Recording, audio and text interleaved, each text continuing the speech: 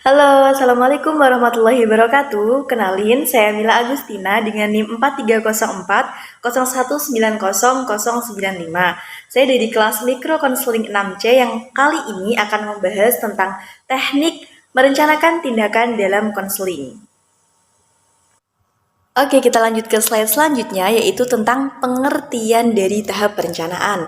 Nah, tahap perencanaan di sini adalah membicarakan kepada klien tentang hal-hal apa saja yang nantinya akan menjadi program atau aksi nyata dari hasil konseling. Mungkin kata lainnya bisa diartikan sebagai plan apa saja, rencana apa saja yang nantinya akan direncanakan oleh klien setelah melakukan konseling. Tujuan dari tindakan ini adalah menjadikan klien sebagai sosok individu yang produktif setelah mengikuti konseling. Oke, kita lanjut ke slide selanjutnya, yaitu tentang teknik-teknik merencanakan tindakan dalam konseling. Nah, teknik-teknik ini dapat dilakukan salah satunya dengan cara meyakinkan atau yang biasa kita sebut dengan reassurance. Nah, ada 3 jenis dukungan yang bisa diberikan kepada konseli, yaitu yang pertama adalah dukungan yang meyakinkan sebelum konseli bertindak atau melakukan sesuatu. Tentunya dukungan ini akan diberikan oleh konselor sebelum konseli melakukan suatu tindakannya. Contoh kalimatnya seperti ini. Kamu pasti bisa melaksanakan rencana kamu dengan sukses. Nah, dari kalimat tersebut, konseli akan merasa bahwa ada support system yang bisa mendukung dia untuk merencanakan suatu hal tersebut dan berakhir dengan sukses. Kemudian yang kedua yaitu dukungan yang meyakinkan sesudah konseli bertindak. Nah, jadi dukungan ini diberikan pada saat konseli selesai melakukan suatu tindakan yang tentunya tindakan tersebut berada di ranah yang positif. Jadi contoh kalimatnya seperti ini. Kamu keren, buktinya kamu masih bisa kuat menghadapi semua ini. Kemudian yang ketiga yaitu dukungan yang meyakinkan pada saat konseli mengalami atau menghadapi suatu musibah. Jadi pada saat konseli menghadapi suatu musibah, tertimpa suatu masalah, tentunya konselor harus bisa memberikan suatu dukungan agar konseli bisa kuat menghadapi semua itu. Contoh kalimatnya yaitu, saya sadar apa yang kamu rasakan. Saya tahu bahwa hal ini adalah hal yang sulit sekali, tapi saya juga yakin bahwa kamu pasti bisa melewatinya, karena kamu adalah orang yang kuat dan kamu adalah orang yang tegar. Nah, kita lanjut ke slide selanjutnya, yaitu tentang hal-hal yang harus diperhatikan pada saat konseling berlangsung dengan menggunakan metode merencanakan tindakan.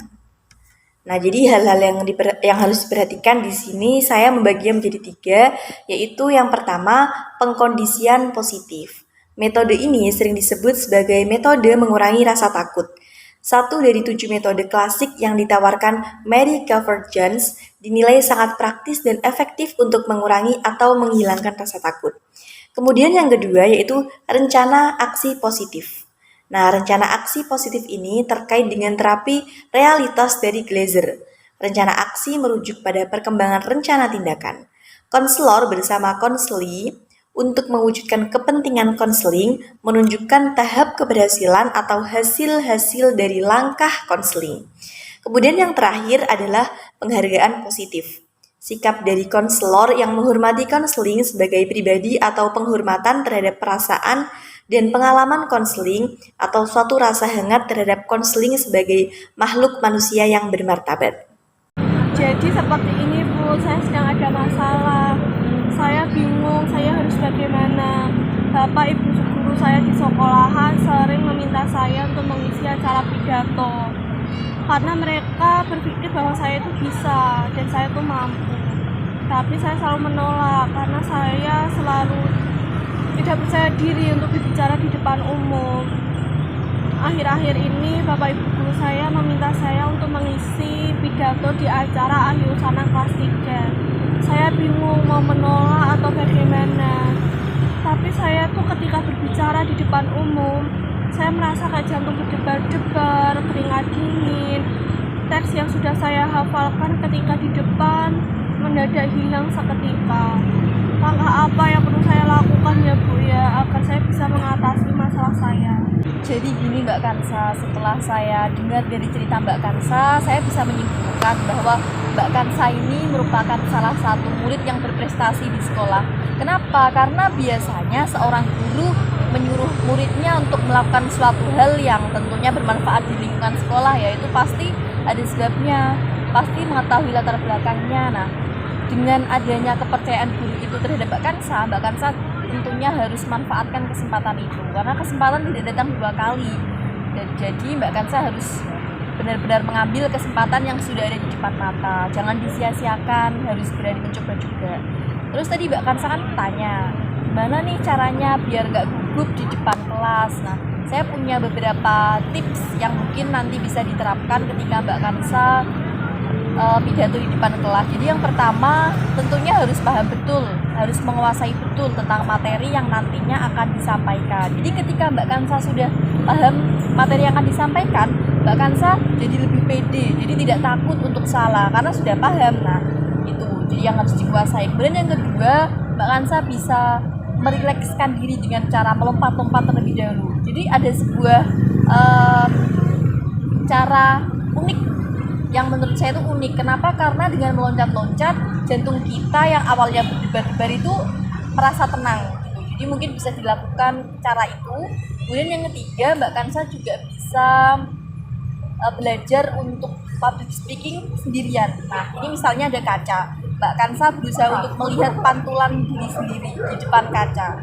Melalui cara itu sebenarnya memang terlihat agak aneh ya, tapi setelah saya telusuri ternyata dengan berbicara di depan kaca, Mbak Kansa itu jadi lebih pede, bisa melihat dirinya sendiri. Oh, ternyata saya seperti ini. Jadi nggak perlu malu untuk berkata bahwa kok saya seperti ini, tidak. Jadi harus berani ditatap terus, berani untuk melihat diri sendiri. Begitu Mbak Kansa. Nah, ini kan tadi saya sudah memberikan langkah-langkah, sudah memberikan cara juga bagaimana agar kita bisa lebih pede untuk public speaking di depan orang-orang. Kemudian saya ingin tanya sama Mbak Kansa, setelah nanti kita selesai dalam sesi konseling ini, kira-kira langkah apa yang akan Mbak Kansa lakukan untuk depannya? Mungkin nanti saya akan melakukan seperti yang sarannya Ibu tadi, belajar berbicara di depan cermin, terus juga lebih memahami lagi apa yang akan saya bawakan ketika pidato, terus juga sebelum maju ke depan lompat-lompat terlebih dahulu untuk mengurangi rasa deg-degan saya atau rasa gugup saya. Mungkin langkah-langkah itu nanti akan saya coba dan saya akan berusaha untuk menerapkan. Nah, kira-kira nih kalau sudah tahu langkahnya seperti itu, kira-kira Mbak Kansa bakal mengambil kesempatan itu atau enggak mengambil kesempatan, misalnya nih disuruh untuk melakukan pidato lagi, lomba-lomba lagi. Nah, kira-kira gimana itu, Mbak? Iya Bu, nanti saya akan mengambil langkah-langkah tersebut. Saya akan mengambil tantangan tersebut karena setelah mendengarkan penjelasan Ibu tadi kan kita juga harus mencoba ya Bu ya. Ketika kita menghindari tantangan tersebut, kita pasti akan berada di kondisi gugup selalu. Ya, benar-benar sekali. Jadi saya yakin Mbak Kansa pasti bisa untuk melalui ini semua. Mbak Kansa pasti akan menjadi orang sukses nantinya, karena saya lihat bahwa Mbak Kansa setelah berani untuk mengambil langkah ke depannya, tidak stuck terus di sini meskipun takut, meskipun gugup, tetapi berani dilawan. Itu adalah suatu langkah awal yang tentunya saya bisa menyimpulkan bahwa Mbak Kansa pasti akan sukses ke depannya, karena berani mengambil tantangan itu adalah hal yang sangat luar biasa sekali gitu. Jadi jangan pernah takut untuk mengambil langkah ke depannya ya Mbak. Saya juga yakin bahwa Mbak Kansa pasti akan dipermudah ke depannya. Baik Bu, terima kasih atas saran-sarannya. Nanti akan saya coba dan mungkin nanti akan saya berikan progresnya kepada Ibu terkait langkah-langkah apa yang sudah saya lakukan setelah konseling. Baik, terima kasih banyak Mbak Kansa. Semoga bermanfaat ya konseling pada siang hari ini, bisa menjadikan Mbak Kansa pribadi yang lebih baik lagi. Saya juga mohon maaf kalau ada kata-kata yang salah. Selamat siang. Baik Bu, terima kasih. Terima kasih teman-teman yang sudah menonton. Itu tadi adalah video dari saya tentang teknik merencanakan tindakan dalam konseling. Kurang lebihnya saya mohon maaf. Wassalamualaikum warahmatullahi wabarakatuh.